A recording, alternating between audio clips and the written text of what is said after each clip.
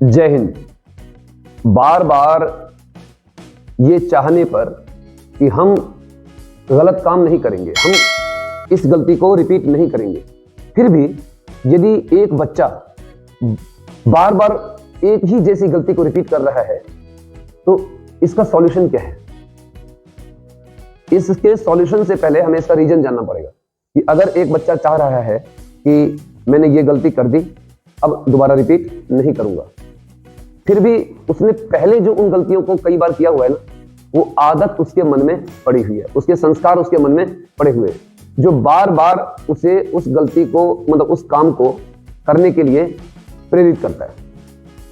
अब एक तरफ तो इस बच्चे का मन कहता है भाई इसको ना करो, और दूसरी तरफ से आवाज आती है कर लो कर लो। अब उस उलझन में, उस डायलेमा में वो बच्चा फंस जाता है, और उस समय यदि उसने किसी से डिस्कस नहीं किया तो जो ज्यादा बार किए हुए संस्कार है वो उसके ऊपर हावी हो जाता है,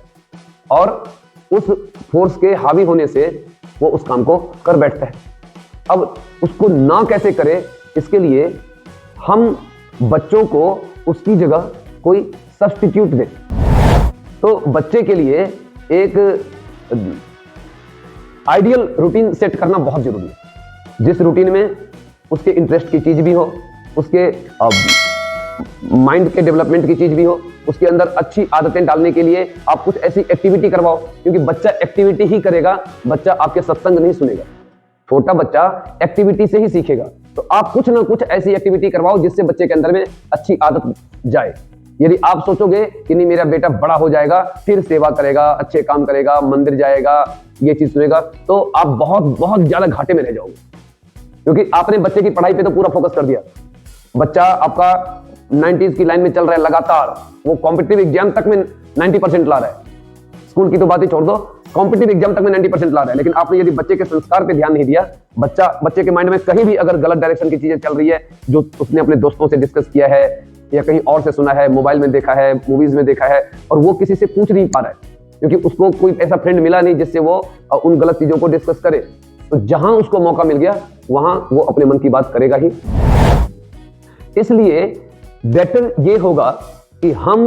बच्चे का जो डेली रूटीन है उसको इस हिसाब से सेट करें कि उसके अंदर अलग अलग तरह की एक्टिविटी हो, जिसमें उसके स्टडीज की भी एक्टिविटी हो, उसके फिजिकल डेवलपमेंट, उस मेंटल डेवलपमेंट की भी एक्टिविटी हो, और उसके स्पिरिचुअल डेवलपमेंट की बहुत ज्यादा जरूरत है। स्पिरिचुअल डेवलपमेंट का मतलब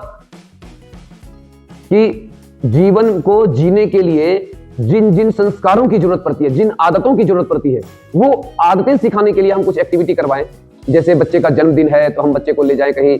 गरीबों के पास, कुछ डिस्ट्रीब्यूट करवाएं, कुछ सेवा करवाएं। कभी कोई वीकेंड है या कोई ऐसा दिन है तो बच्चों को कहीं सेवा एक्टिविटी के लिए ले जाएं, कहीं आप कहीं मंदिर ले गए, कहीं किसी और भी एक्टिविटी में। ये जरूरी नहीं है कि हम रोज ही ले जाएं, मैं ये नहीं कह रहा, लेकिन आप हर रोज कुछ ना कुछ बच्चे से अच्छे काम जरूर करवाओ, उसको इन्वॉल्व जरूर करो, चाहे आप 10 मिनट करवाओ, चाहे 15 मिनट करवाओ।